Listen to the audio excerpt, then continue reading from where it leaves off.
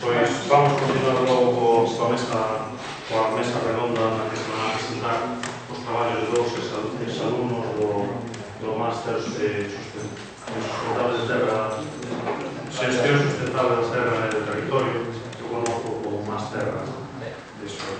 En primeiro lugar vai intervir Luis Díaz Castro, que é enxeñeiro técnico en topografía e titulado Máster de Xestión Sustentable da Terra e do Territorio, e foi autor do traballo fin de máster titulado Mobilidade de Terras en Galicia, estudios das dinámicas de uso do solo en transaccións de compra-venta de parcelas, é dicir, identificar que transaccións de compra-venta se teñen realizado e se esas transaccións levan implicar un cambio de uso posterior. Programa dos dous consellos que foi evidente e coches tamén un consello da Fundación Panagrega para a realización deste traballo. Pois Luis, ten a palabra. Bueno, pois vou falar da asociación entre a compra, venta e os cambios de uso. Vou empezar falando sobre a situación do rural galego, o cal se caracteriza por unha ampla fragmentación parcelaria, propietarios minifundistas, explotacións nun continuo que están pechando actualmente, unha falta de relevo xeracional e unha forte vinculación á terra, o cal implica un mercado de terras deficiente e causa unha baixa mobilidade de terras, o cal implica que gran cantidad dos terreos queden en abandono e unha imposibilidade de aumento da base territorial daquelas explotacións que continúan en activo.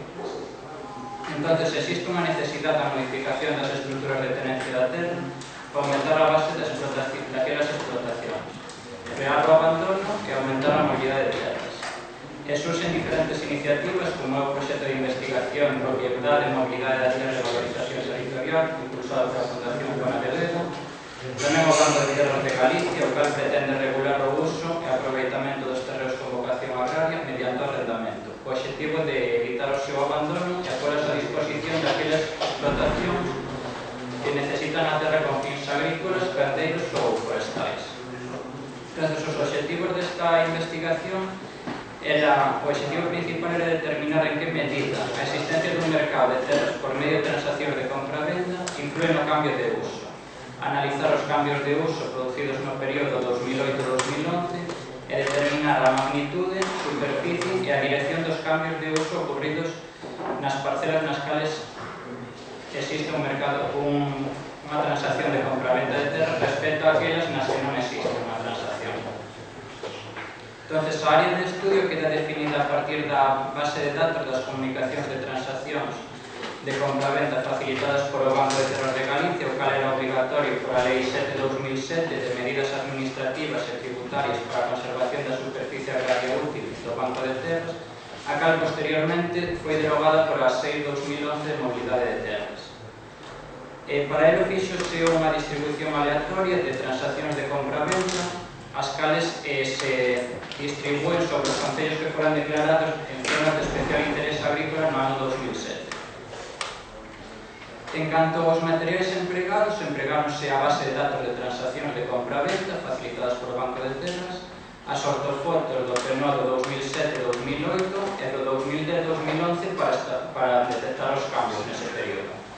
E despois diversos software de paquete de Office, software KISS de análisis estadístico.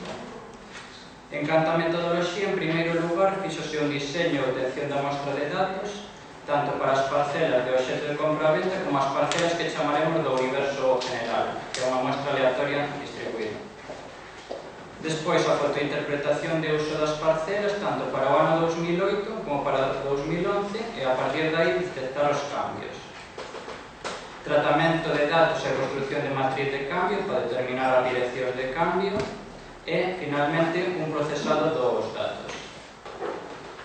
En canto ás parcelas obxecto de transacción de compra-venta, establecese o criterio daquelas que foran transaccionadas no ano 2008, por ser a data máis próxima a donde temos un vuelo do PNOD, aquelas que conteñan referencia catastral en formato correcto, establecese un tamaño de mostra de 200 parcelas aleatorias. En canto ao universo xeral, establecese unha distribución aleatoria sobre as zonas declaradas de especial interés agrario no 2007, establecese unha mostra un pouco superior de 250 parcelas, xa que se van rexeitar aquelas que caen sobre camiños, ríos ou núcleos urbanos. Entonces, o que se realizou primeiro foi unha localización e fotointerpretación das parcelas, localizar a parcela en GIS, asignarlle información alfanumérica e proceder á fotointerpretación para o ano 2007 e o ano 2008. E posteriormente establecese unha clasificación dos usos do solo, agrupando todos os usos en agrícola, matorral e forestal. O mesmo se fixo para as parcelas obxecto do universo xeral, os cales se distribúen sobre as zonas de especial interés agrícola do ano 2007, localízase a parcela, asígnase a información alfanumérica e procédese a fotointerpretación tanto para o ano 2008 e para o 2011. Con esta información despois podense detectar os cambios de uso producidos nas parcelas obxecto de transacción. Aquí temos unha parcela na que no ano 2007 estaba en estado de abandono e despois da transacción destinouse a un uso agrario ou agrícola. Aquí temos outra parcela que o obxecto da transacción foi con fins urbanísticos. No 2007 non había nada e no 2011 construíuse unha casa.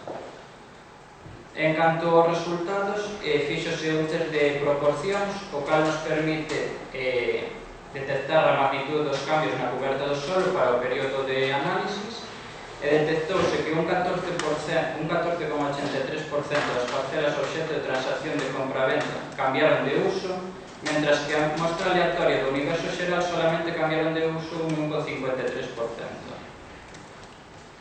En canto a dinámicas de uso, a matriz de cambios de uso o que nos dá na diagonal é a estabilidade dos usos. Temos que para o 58% do agrícola manteuse estable, o 17,03% do forestal tamén estivo estable e o 9,34% das parcelas matorral continuaron estables. E tamén nos dá a variabilidade dos usos, o cal vemos que nese período, para as parcelas transaccionadas, o uso agrícola aumentou un 10,04% da superficie, o forestal descendeu un 1,74% e o matorral descendeu un 8,30% despois da transacción de compra-venta. Tamén a matriz de dirección de cambios danos que, por exemplo, para o uso agrícola, para as parcelas transaccionadas, a uso agrícola o 96% manteronse como agrícola, un 0,90 cambiou a forestal e un 2,70 cambiou a matorral.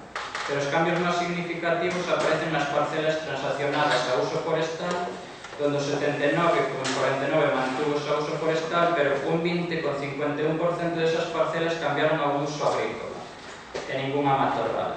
E máis se incrementou nas parcelas transaccionadas con uso matorral, onde o 53% se mantuvo a matorral, pero case a metade delas cambiaron a uso agrícola e un 3,13% a uso forestal. Por lo que podemos decir que cando existe unha transacción hai unha alta frecuencia de conservar a parcela a uso agrícola, se esta xa está destinada a un uso agrícola, e en usos forestales e matorrales hai unha clara dirección de cambio hacia un uso agrícola. En canto ao universo xeral, a estabilidade dos usos mantense máis baixa que nas do obxecto de transacción de compra-venta, e aquí hai unha baixa variabilidade dos usos. Únicamente se produce un incremento do 0,41% das parcelas a uso agrícola, un incremento dun 0,23% a forestal e un descenso dun 0,64% a matorral.